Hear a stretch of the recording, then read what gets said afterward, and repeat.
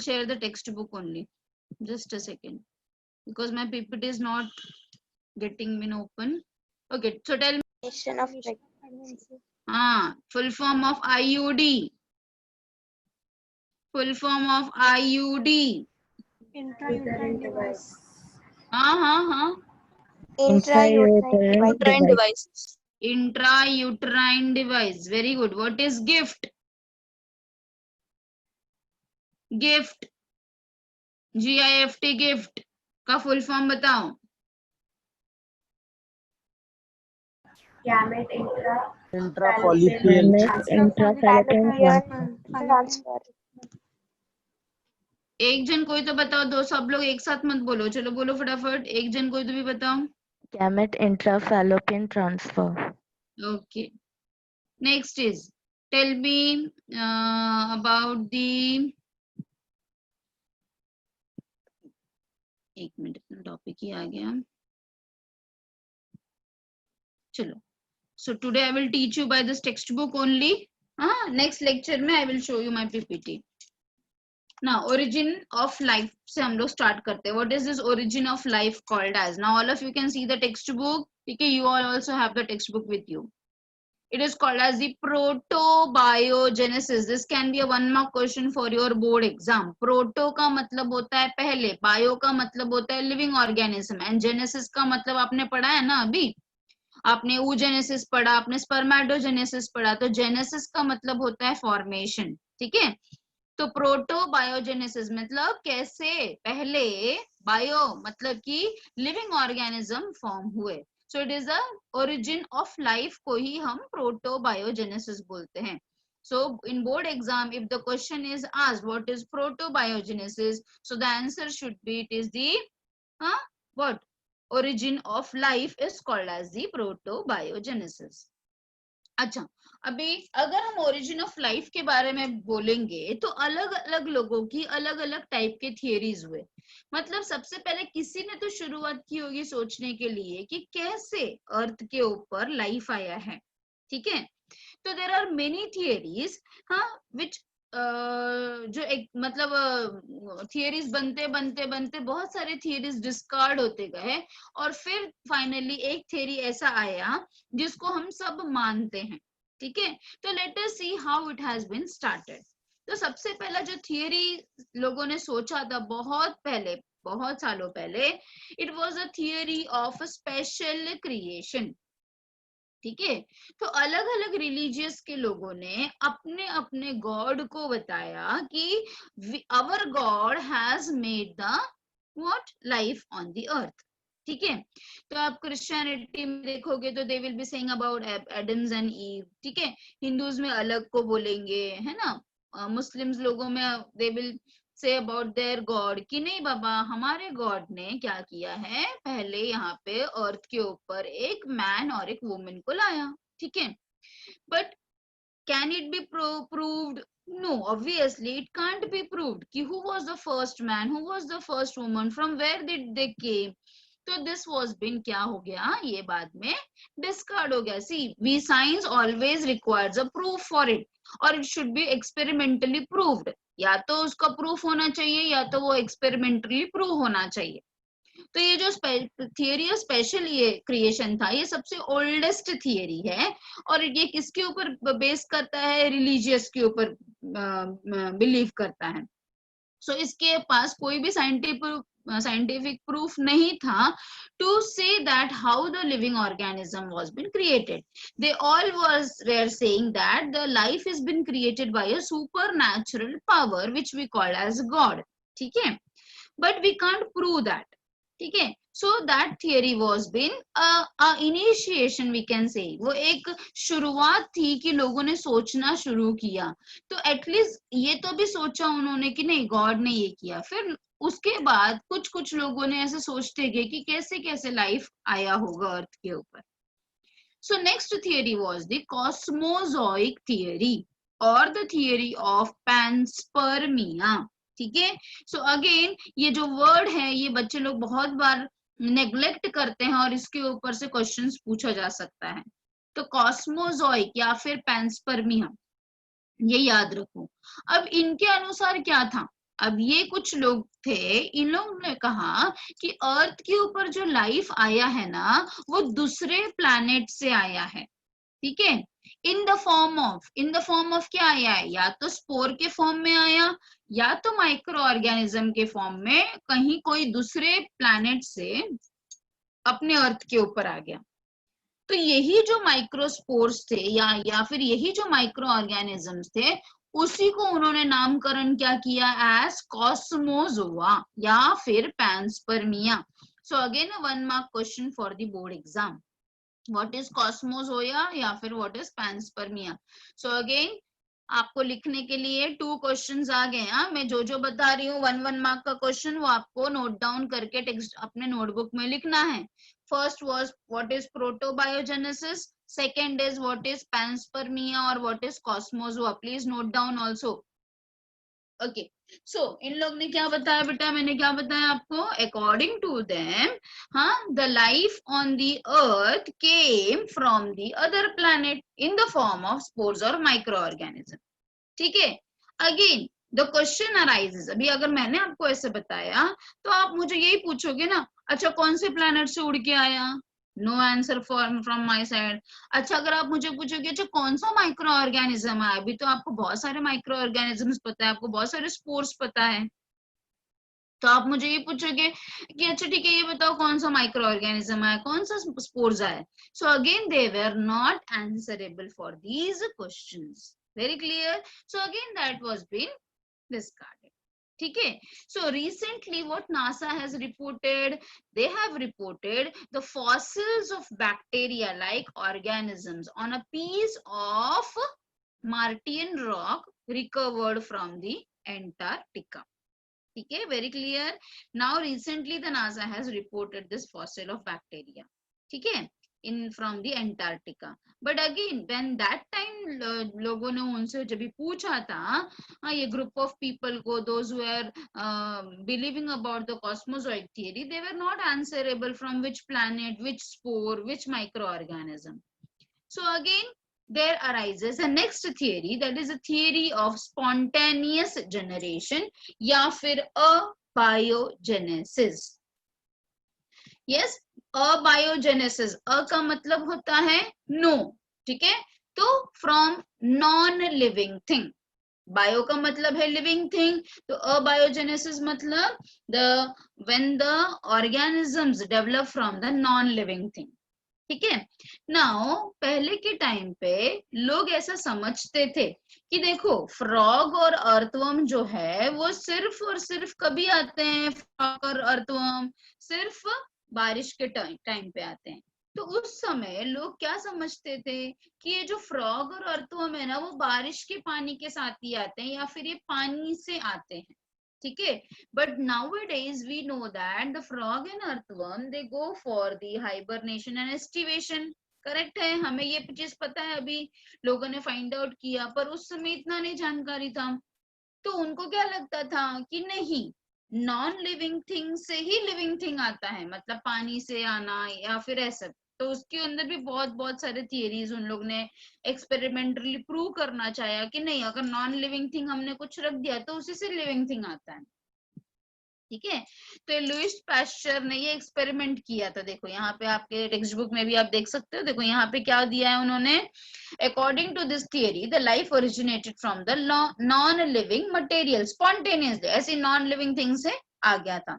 And this theory was disproved by the Louis Pasteur, ने इसको disprove किया था कि नहीं ऐसा नहीं हो सकता करके। तो ये लुईस पास्चर का थियरी है। देखो उसने नो फ्लाइज है, यहाँ पे नो मैगॉट्स है, उसने एक टुकड़ा रखा है कुछ खाने का, फिर थोड़े दिन के बाद क्या है उसके ऊपर फ्लाइज आने लगेगी और फ्लाइज बच्चे देगी, मतलब लार्वे देगी जिसको हम मैगॉट्स बोलते हैं, करेक्ट है। फिर ये फ्लाइज अंदर जाने लगेंगे और फिर वो मैगॉट्स वहां पे डेवलप होगा। तो इसका मतलब क्या है कि फ्लाइज के ही लार्वे यहाँ पे मैगॉट्स के फॉर्म में आए हैं, ठीक है। मैगॉट्स मतलब फ्लाइज का लार्वे को हम मैगॉट्स बोलते हैं। वेरी क्लियर बेटा, यस।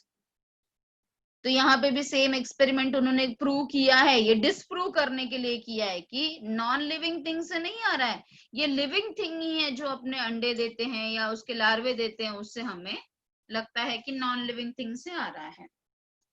सेम थिंग उन्होंने माइक्रो ऑर्गेनिज्म ग्रोथ के बारे में भी बताया है in this way. Is that very clear? So broth जो है, ब्रॉथ मीन्स न्यूट्रिटिव मीडियम को हम ब्रॉथ बोलते हैं। उन्होंने बॉईल किया, then broth remains free of microorganism. इसको बॉईल किया, इसमें कोई नहीं है, उसका कर्व्ड नेक इज रिमूव्ड, ठीक है, micro organism grow in the broth. Obviously जब वो ठंडा हो जाएगा तो उसमें माइक्रो ऑर्गेनिज्म ग्रो कर जाएंगे, है ना। हम कोई भी चीज खुला रखेंगे वहां पे, थोड़े दिन में माइक्रो ऑर्गेनिजम्स ग्रो करेंगे। So what the Louis Pasteur was telling कि ऐसा नहीं है कि वो लोग नॉन लिविंग थिंग से आते, it is a living thing only which reproduces and उसके वजह से ये लाइफ दिखता है हमें। तो again that theory was not having any this thing, तो इसकी वजह से there was again a theory called as a theory of biogenesis. Now what this theory is telling biogenesis कि yes life is coming from a pre-existing life, मतलब एक already life रहता है और उसी में से life आता है। मतलब fly है तो maggot से, maggots मतलब are you getting it? So pre-existing life मतलब जो already life existing है उसी से नया life आता है। It is always like that only. So this is called as the theory of biogenesis. Is that very clear बेटा? तो कौन कौन सा theory पढ़ा आपने? Tell me. Anybody of you unmute and tell me which are the theories you have learned? Yes. Unmute yourself. अरे सबके सब सो रहे हैं क्या? मैं कहानी सुना रही हूँ। Theory of Yes, special मैं कहानी creation, सुना रही हूँ। Cosmotic theory. cosmic theory, Biogenesis. theory of spontaneous Theory of generation, spontaneous generation. theory Theory of of biogenesis.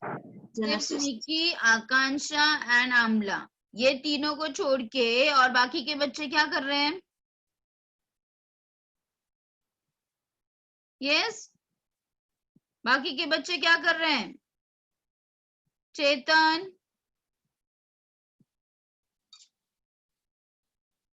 Chetan are you there?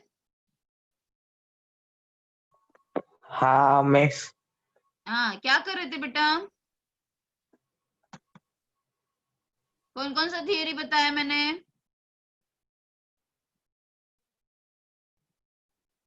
बोलो जल्दी से, कौन कौन सा थियरी एक्सप्लेन किया मैंने? What is cosmozoa? Chetan, to you, question to you, what is cosmozoa?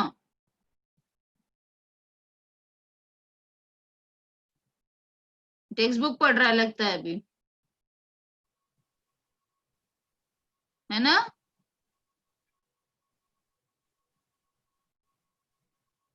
किधर चला गया? मिस हाँ, हाँ थोड़ा सा प्रॉब्लम है रेंज का। तो मिस वो जब अर्थ पे लाइफ अराइज नहीं हुई थी तो मैंने पूछा बेटा व्हाट इज कॉस्मोजोआ?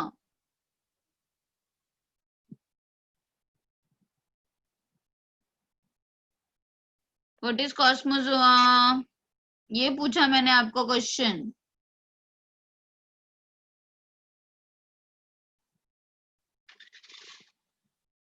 देख लो जब तक टेक्स्ट बुक देख लो, फिर बाद में बोलना नेटवर्क नहीं था। एटलीस्ट नहीं देख मिस, तो बता दो। हाँ बोलो। Hypothetical seeds seeds? नहीं, स्पोर्स, हाइपोथेटिकल स्पोर्स। अच्छा, हाइपोथेटिकल स्पोर्स मोबाइल में से चेक करके बताए क्या? यस, सच बताओ, मोबाइल में से चेक करके बताए हो ना? नहीं मिस, वो टारगेट था। अच्छा, टारगेट लेकर बैठे हो, टेक्स्ट बुक नहीं है आपके पास? नहीं मिस। अच्छा अच्छा, ये कहाँ से आया है कॉस्मोजोआ? हाइपोथेटिकल स्पोर्स कहाँ से आए?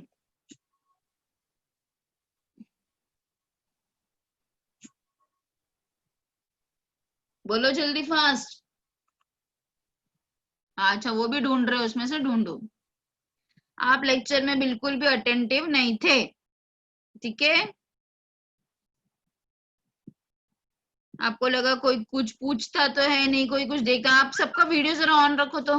आई just want to see all of you on your video. What are you doing? Let me see on your video.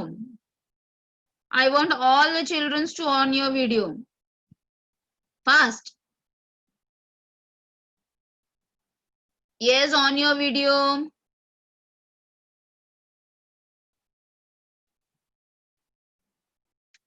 जिसको हम बोलते हैं self assembly theory of origin of life. Self assembly theory of origin of life. ठीक है ना.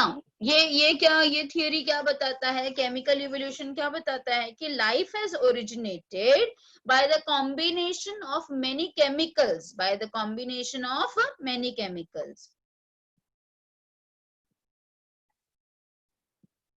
Shrikant Shinde, please tell Pratibha miss to on the recording. Means what? Why? Why Shrikant? हाँ किया है, ऑन रिकॉर्डिंग किया है. अच्छा, okay. So why it is necessary recording? आप लोग ऑनलाइन आए देखने के लिए.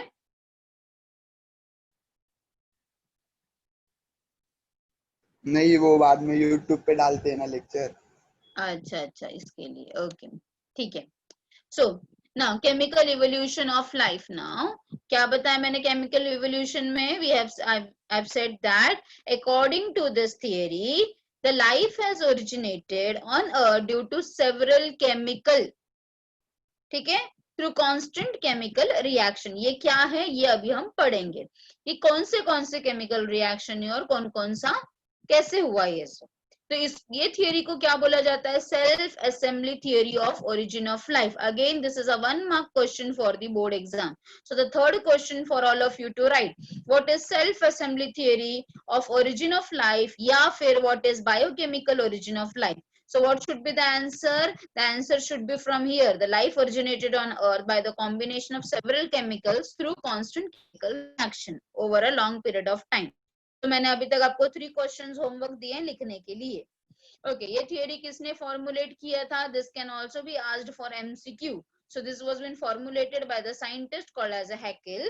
ठीक है, and later it was developed by the Oparin, Alexander Oparin and Haldane. So ये जो थियोरी है it is famous by their this 2 names, Oparin and Haldane theory के नाम पे ये जो थियोरी है केमिकल इवोल्यूशन ऑफ लाइफ ये फेमस है. ठीक है, सबसे पहले इसको हैकेल ने किया था, बट पूरा एक्सप्लेनेशन या पूरी तरह से ये जो है ये ओपेरन और हेल्डेन ने दिया था. So this theory is named as the Operan and Helden theory also. Please note down, chemical evolution of life का जो theory है या फिर self assembly theory of origin of life जो है it is also called as dash. So it is called as a Operan and Helden theory.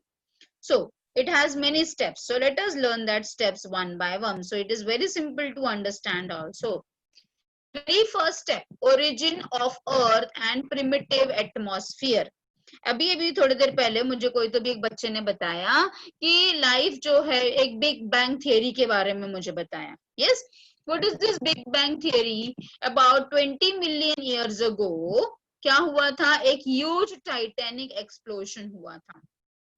ठीक है, now let me tell you right from starting. पहले क्या था, जो सन मतलब एक ही प्लैनेट था. ठीक है, नाउ जो अर्थ है जैसे ही वो सन से अलग हुआ, मीन्स ये हुआ दूर हुआ, तो जैसे जैसे वो दूर होते गया सन से, पहले earth was a round what to से फायर ऑफ बॉल. ठीक है, बहुत ही गर्म था, बहुत ज्यादा गर्म था. पर जैसे जैसे वो सन से दूर होते गया वो क्या होते गया? ठंडा होता गया. ठीक है, सो पहले क्या हुआ यूनिवर्स में? About 20 million years ago there was a big explosion. ठीक है, तो जिसकी वजह से क्या हो गया? मिल्की वे वगैरह सब बना, गैलेक्सी वगैरह बना, तो अर्थ भी एक प्लैनेट बना इन द सोलर सिस्टम. ठीक है, how much year ago? Of about 4.6 billion years ago. See, nobody has seen all these things. It's just a theory. And we are accepting now this Operan and Helden theory because it has been proved also. ये जो भी मैं अभी आपको explain कर रही हूँ, ये सारी चीजें it is experimentally proved also कि ऐसा कुछ तो भी हुआ रहेगा. Nobody has seen it, it is just a theory. ठीक है. सो अर्थ the earth is one of the planet of the solar system and it has been originated about how many years ago? 4.6 billion years ago. ठीक है. Now ये जो अर्थ था जब भी बना तो उसके पास रोटेटिंग क्लाउड था of hot gases and cosmic dust which is called as a nebula. So again a 1 mark question for your board exam. What is nebula? So again, please note down. You have to write down the definition for nebula also. What is nebula? In the primitive earth. आप क्या बोल सकते हो? In the primitive earth, ठीक है, there was rotating cloud of hot gases and the cosmic dust which was been called as a nebula. As I've told you just now, जैसे जैसे अर्थ सन से दूर होते गया, उस क्या होते गया, उसके अंदर कंडेंसेशन होते गया, उसमें कूलिंग होते गया, और जो भी हेवी एलिमेंट्स थे जैसे कि निकल आयन जो है वो किधर आ गए? अर्थ के कोर में आ गए. और जो भी लाइटर एलिमेंट्स थे जैसे कि हीलियम, हाइड्रोजन, नाइट्रोजन, ऑक्सीजन, हाँ वो सब सरफेस पे आ गए. तो जो अर्थ का जो कोर है, हाँ जो सेंटर है, जिसको आपने पढ़ा होगा ज्योग्राफी में, अर्थ के अलग अलग स्ट्रेटास. सो अर्थ के जो कोर है, सेंटर में निकल और आयन आ गया विच वर द हेवी एलिमेंट्स, और जो भी लाइटर एलिमेंट्स थे जैसे कि ये सारे gases, they have come to the surface and they have formed the atmosphere of the earth. Now you can just note over here, please एक चीज नोट करो कि मैंने आपको हीलियम बताया, हाइड्रोजन बताया, नाइट्रोजन बताया, ऑक्सीजन एंड कार्बन, ये सारे गैसेस थे. but the primitive earth was quite different from the present one as it was of a reducing type, मतलब devoid of free oxygen. Yes मतलब ऑक्सीजन तो था पर वो किसी के साथ कॉम्बिनेशन में था, मतलब ऐसा फ्री फॉर्म में ऑक्सीजन नहीं अवेलेबल था. Very clear. So this is very very very important point again for your board exam. How why the primitive earth was reducing type? So the answer should be the primitive earth was reducing type because there was no free oxygen in the atmosphere in the primitive earth. So again one more question, please note down. Why the primitive earth was reducing type? Very clear. It's very simple कि 4.6 पहले billions ago earth sun से दूर होते गया, condense होते गया, हाँ जो heavy elements थे वो core में आ गए, जो light elements थे वो surface पे आ गए, क्योंकि अर्थ में फ्री ऑक्सीजन नहीं था. It was in the combination with some और the other thing and therefore the earth primitive earth was called as a reducing type. ठीक है. अच्छा अब क्या हो गया? This formation is a very this is a landmark in the formation of the life. So it is a formation of ammonia, water and methane. अब देखो hydrogen जो था ना वो बहुत ही एक्टिव एलिमेंट था. Hydrogen was a very active element. It started combining with nitrogen to form ammonia. It started combining with oxygen to form water, and it has started combining with the carbon to form the methane. Very clear. So hydrogen being very active element, it started combining with different elements to form a combination of chemicals like the methane, ammonia, water and the H2S gas. Very clear. ठीक है. अब क्या हो गया? अब ये जो है प्रिमिटिव एलिमेंट्स बने हैं, ये जो प्रिमिटिव कंपाउंड्स बने हैं, इसके अंदर अलग अलग टाइप के रिएक्शंस होंगे. ये जो SCH4 बना, NH3 बना, वाटर और H2S बना, इसके अंदर ही अलग अलग टाइप के रिएक्शंस होंगे. ये रिएक्शन किसके कारण होगा? तो ये reaction may be because of ultraviolet हो सकता है, may be because of lightning हो सकता है, there can be n number of reason, maybe because of radiations, maybe because of volcanic activities. तो ये जो 3 एलिमेंट्स थे, ये भी जितने भी हाइड्रोकार्बन्स थे, अमोनिया, मीथेन, वाटर, ये सबके अंदर इन सब चीजों के कारण, भले वो रेडिएशन हो सकता है, लाइटनिंग हो सकता है, वोल्केनिक एक्टिविटीज हो सकता है, इसमें अलग अलग रिएक्शंस हुए. कौन कौन से रिएक्शंस हुए? जैसे कि कंडेंसेशन हो गया, पॉलीमराइजेशन हो गया, ऑक्सीडेशन हो गया, रिडक्शन हो गया. ये सब होने के कारण, ठीक है, there was a formation of a simple molecules, ठीक है, सिंपल मॉलिक्यूल्स तैयार हो गया। जैसे कि शुगर का सिंपल फॉर्म क्या होता है, मोनोसेकेराइड। प्रोटीन का सिंपल फॉर्म क्या होता है, अमाइनो एसिड। डीएनए आरएनए का सिंपल फॉर्म क्या होता है, प्यूरिन्स एंड पिरिमिडिन्स। हाँ, फैटी एसिड्स, लिपिड्स का फैटी एसिड्स एंड ग्लिसरॉल। तो आप देख सकते हो कि सिंपल मॉलिक्यूल्स तैयार हो गए। अब तो बहुत सिंपल हो गया ना लाइफ ओरिजिनेट होना। अगर सिंपल चीजें हैं तो वो कभी ना कभी क्या बनेंगे, कॉम्प्लेक्स बनेंगे जॉइंट होके। और फिर जब ये सारे रॉ मटेरियल्स है तो लाइफ तो आना ही है। वेरी क्लियर बच्चा? Yes, all of you understanding ना व्हाट आई मीन टू से? सबको समझ रहा है ना? प्लीज से यस और नो। Yes, miss. हाँ, तो अभी क्या हो गया, अब ये जो सब सिंपल मॉलिक्यूल्स थे ये सब के सब किधर एक्यूमुलेट हो गए, at the bottom of water bodies. तो हेल्डन ने यही वाटर बॉडी को, with all this simple substance, he has named it as the hot dilute soup or the primitive broth. Again a 1 mark question for your board exam, so please note down this also. You have to write down what is hot dilute soup or a primitive broth. What is this? It is the water bodies, with all the simple compounds like monosaccharides, amino acids, purines, pyrimidines and all these things. ठीक है, very clear? अभी ये सारी चीजों के अंदर देखो degradation नहीं हो रहा था। यस, मतलब डिग्रेडेशन मींस वो, अगर आप कोई भी मोनोसैकेराइड ऐसे ही रख दो, अमाइनो एसिड, प्यूरिन्स, पिरिमिडिन्स एक साथ ऐसे ही रख दो तो वो खराब होने लगेगा ना। कोई भी चीजें, जैसे आप कोई भी चीजें बाहर रख देते हो तो जल्दी से डिकम्पोज होने लगता है वो। तो ये डिग्रेडेशन नहीं होता था इसके अंदर। क्यों? क्योंकि इसके अंदर फ्री ऑक्सीजन नहीं था और इसके अंदर एंजाइम्स भी नहीं थे अभी तक। ठीक है, तो जो हॉट डाइल्यूट सूप था, it does not show any degradation because of the absence of free oxygen and enzyme. Again a question for your board exam कि why the hot dilute soup did not show any degradation. So the answer to the question should be it did not show any sort of degradation because there was no free oxygen and there was no enzyme. So again इसके ऊपर आपको 2 questions आ सकते हैं. So please note down that question also कि why the hot dilute soup did not undergo degradation. ठीक है, और या फिर the question can be in another form also, as there was no free oxygen, what is the role of oxygen on the hot dilute soup? So you can say it did not show any degradation. ठीक है, तो अभी तक हमने क्या पढ़ा कि ammonia, water और मीथेन बना। ये अमोनिया, वाटर और मीथेन के अंदर अलग अलग रिएक्शंस हुए, जैसे कि कंडेंसेशन, पॉलीमराइजेशन, ऑक्सीडेशन, रिडक्शन। ये किसके कारण हुआ? ये शायद वोल्केनिक एक्टिविटीज से भी हुआ रहेगा, या फिर वो लाइटनिंग के वजह से भी हुआ रहेगा। Means n number of reasons are there कि जिसके कारण हुआ रहेगा। पर ये सब होने से क्या हुआ, मतलब जो हमारा मेन फोकस है वो क्या है? ये सब होने के वजह से सिंपल ऑर्गेनिक कंपाउंड्स बन गए। Simple organic compound, yes, simple organic compound में मोनोसेकेराइड बन गया, अमाइनो एसिड बन गया, fatty acid, glycerol, purines, pyrimidines.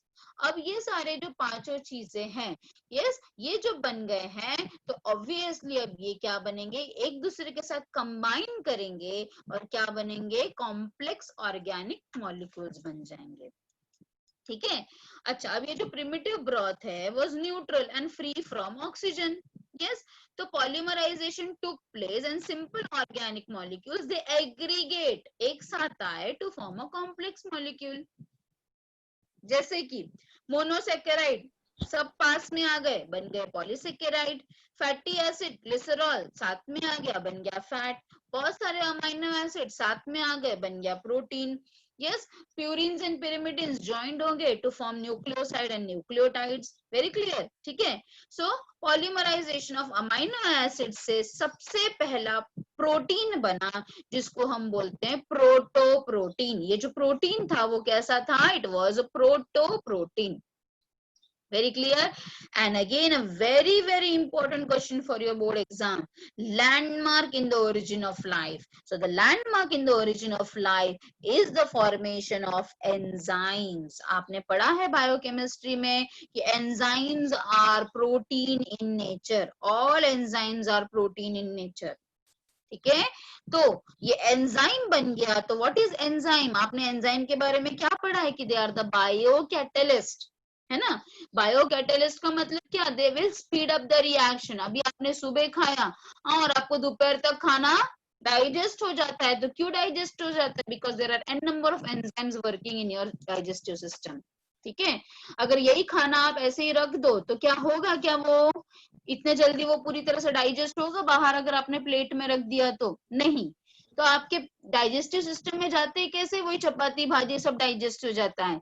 तो because of the enzymes. Very clear? तो ये जो एंजाइम्स है they are speeding up the reaction without itself undergoing the reaction. As they are present inside the living organism, so it is called as a biocatalyst. And we know that the enzymes are protein in nature. तो protein बनना ही क्या है? एक landmark है in the origin of life. Please, this is a very, very important question for the board exam. What is landmark in the origin of life? So protein formation in the form of enzyme is the landmark in the formation of life. Very clear? अच्छा, अब protein enzymes बन गए तो अब तो और चीजें आसान हो गई. एंजाइम्स बन गए हैं. हाँ, अब क्या होगा? न्यूक्लिक एसिड बनेगा. ये न्यूक्लियोटाइड जो है, यस आपको पता है न्यूक्लियोटाइड्स जो है न्यूक्लिक एसिड बनता है न्यूक्लियोटाइड से. तो डीएनए एंड आरएनए बन गया. They all join. Nitrogen base, phosphoric acid, sugar, ये सब एक दूसरे से जुड़ेंगे और क्या बन जाएगा? डीएनए भी बन जाएगा, आरएनए भी बन जाएगा. They are the nucleic acid. And we know that nucleic acid are self replicating. खुद से रेप्लिकेट कर सकते हैं. और ये सारे वजहों की वजह से there was a formation of the first cell and the first cell is called as a protobiont या फिर प्रोसेल. प्रोटो मतलब अभी मैंने आपको बताया पहला, तो protobiont. Again a question for you 1 mark. What is protobiont? मैंने इसके पहले क्या बताया था? प्रोटोबायोजेनेसिस बताया था और अभी मैं क्या बता रही हूँ? प्रोटोबायोंट्स बता रही हूँ. तो क्या बताया? What is this protobiont? Nucleic acid along with inorganic and organic molecule, they have formed the first life and the first form of life is called as a protobiont. Very clear बेटा? अच्छा, अब ये जो protobiont था, yes, they have been form due to conservation, that is aggregation of organic molecule. आप देख सकते हो यहाँ पे जो प्रोटोबायोंट है इसमें छोटा छोटा बहुत सारे ऑर्गेनिक मॉलिक्यूल्स प्रेजेंट हैं. तो यही सारे ऑर्गेनिक मॉलिक्यूल्स को जो एक साथ इकट्ठा है, हाँ, एक साथ एग्रीगेट है, उसी को हम क्या बोलते हैं? Coacervates. Again a question for the board exam. What is coacervates? ठीक है. सो ओपेरिन ने उसको कोएसरवेट्स बोला और इसी चीज को सिडनी फॉक्स ने क्या बताया? प्रोटीनॉइड्स या फिर माइक्रोस्फीयर्स बताया. ठीक है. So please note down one more question. What is proteinoids और what is microspheres? So it is the definition is been given down. So coacervates are the colloid aggregation of hydrophilic protein. Hydrophobic, philic का मतलब क्या होता है? Water loving protein. ऐसा protein जो पानी में घुला हुआ है. And lipid. ठीक है. So we can see in the form of a bubbles. You can see over here ऐसे बबल्स के जैसे हमें ये नजर आ रहा है. ठीक है. They are present in the aqueous medium. ठीक है. All this things are been given over here. As they grew, what happened? They split up into smaller units. ठीक है, in the form of budding organism. So ये जो coacervates थे, they were formed from the colloidal hydrophilic complexes surrounded by the water molecule. इसके अंदर भी diffusion हुआ, osmosis occurred, हाँ, and because of which they were more stable than coacervates. So coacervates and microspheres were non-living colloidal aggregation of what? Lipids and protein. ठीक है. They had some basic properties of living organism such as growth and division. उनके अंदर भी growth दिख रहा था, बढ़ रहा था, वो डिविजन भी हो रहा था, मतलब जैसे बडिंग होता है वैसे वो डिवाइड भी हो रहा था. So colloidal aggregation turned into the first primitive living system. इसके लिए हम उसको क्या बोलते हैं, प्रोटोसेल या फिर eobionts. Again a question for the board exam, eobionts. Very clear बेटा. तो मैं अभी आपको वापस रिपीट कर रही हूँ कि आपको क्या क्या ये करना है. अभी तक हमने क्या पढ़ा, फॉर्मेशन ऑफ न्यूक्लिक एसिड बन गया, डीएनए आरए बन गया. डीएनए आरएनए के बाद प्रोटोबायंट्स बना. प्रोटोबायंट्स का मतलब है फर्स्ट फॉर्म ऑफ लाइफ को हम प्रोटोबायंट्स बोलते हैं. तो ये कैसे बना first form of life, in the form of coacervates. What is coeservates? It is the aggregation of what? Two things, protein and lipid. Protein and lipid का ये क्या है, aggregation है in the hydrophobic form. मतलब कि पानी के अंदर ये प्रेजेंट है ऐसा in the form of a bubbles, है ना. इसके अंदर भी हमें दिखाई देता है कि कोएसरवेट्स क्या होता है, क्योंकि उसके अंदर डीएनए है, आरएनए है, तो वो रेप्लिकेशन कर रहा है, मतलब कि उसमें डिवीजन हो रहा है और साथ में वो ग्रो भी कर रहा है. तो आई कैन से दैट ये जो कोएसरवेट्स है, ये जो कोलॉइडल एग्रीगेशन है, इसी को मैं क्या बोल सकती हूँ, इओबायंट्स बोल सकती हूँ या फिर प्रोटोसेल बोल सकती हूँ. Very clear to all of you बेटा. So I will teach you till here only, फिर ये बाकी का first cell I will explain you in the next lecture. So the homework for you all is कि मैंने आपको क्या क्या लिखने के लिए बोला, note down, please note down. एक बार आप चेक कर लो मैंने आपको क्या क्या लिखने के लिए बोला है. डेफिनेशन ऑफ प्रोटोबायोजेनेसिस नोट डाउन किया. व्हाट इज कॉस्मोजोआ और पैंस्पर्मिया.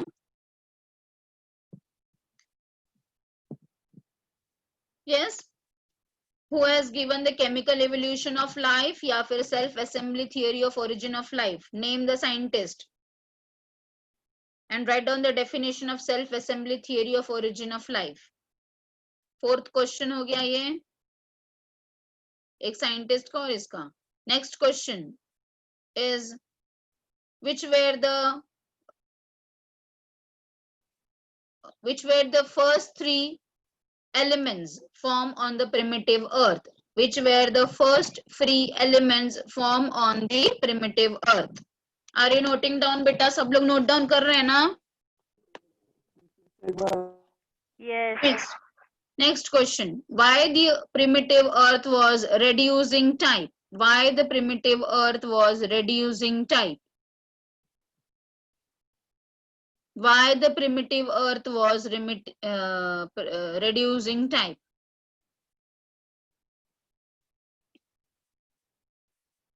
Which element has been considered as landmark in the origin of life? Which element is considered as landmark in the origin of life?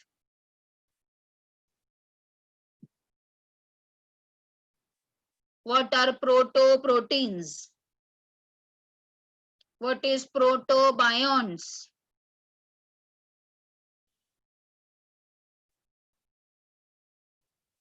Explain coeservates.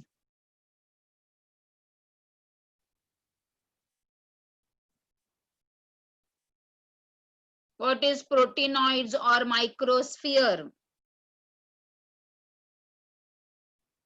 Proteinoids are microspheres. Next, what is ebionts or protocell? What is eubionts or protocell?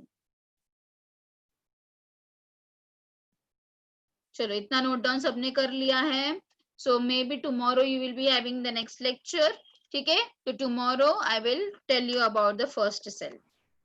From G point I will start. ठीक है, अभी के लिए आपको आज इतना complete करना है. You have to draw the diagrams of the coeservates also. coeservates जब भी लिखोगे तो उसका डायग्राम भी ड्रॉ करना है आपको.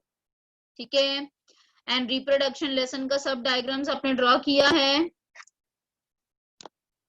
रिप्रोडक्शन लेसन के सारे डायग्राम्स आपने ड्रॉ किए हैं क्या? As you know that I always request all of you to make one notebook which in which you can draw all the physiology topics के diagram. So sir respiration, circulation, ये दो physiology topics हो गए हैं, reproduction हो गया है. ये तीनों टॉपिक का ठीक है, मुझे एक नोटबुक में सारे डायग्राम्स चाहिए, ठीक है, very clear to all of you. एक नोटबुक खरीदो आप, उसके अंदर रेस्पिरेशन लेसन का, सर्कुलेशन लेसन का और रिप्रोडक्शन लेसन के जितने भी डायग्राम्स है, all diagrams are important. Every diagrams you will be drawing in that particular notebook. As you all know that all the big diagrams should be within 14 lines and जो भी छोटे diagrams है it should be within 7 lines. Very clear?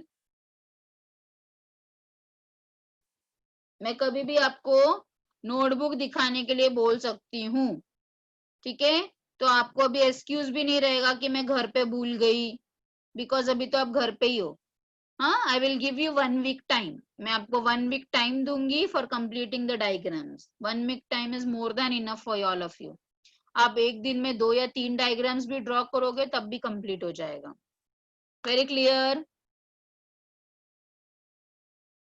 सबको समझ में आया है? सो 3 chapters का एक छोटा नोटबुक लो, या फिर आपके पास लास्ट ईयर के जर्नल के पेजेस बचे रहेंगे तो वो यूज करो, पर ऐसे पेपर्स में मत करो, बिकॉज पेपर इधर उधर हो जाता है, मिसप्लेस हो जाता है। कोई नोटबुक होगा जिसके पेजेस खाली होंगे तो you can use that also, but if you take a new notebook that will be well and good, because exam के टाइम पे वो नोटबुक में आप एक ही साथ सारा डायग्राम रिवाइज कर पाओगे, ठीक है। तो इसीलिए I request all of you, if you can take a notebook well and good, नहीं है तो जूने नोटबुक का जो पेजेस बचे होंगे वहीं से आप शुरुआत करो। But I will give you 1 week time, after next week I will see all of yours diagram, circulation, respiration and reproduction के all the diagrams, all diagrams are important and all are compulsory also. समझ में आ गया है? So 1 week time है and no excuse। घर पे भी बोलने का बोल नहीं सकते, मैं वापस बता रही हूँ आपको कि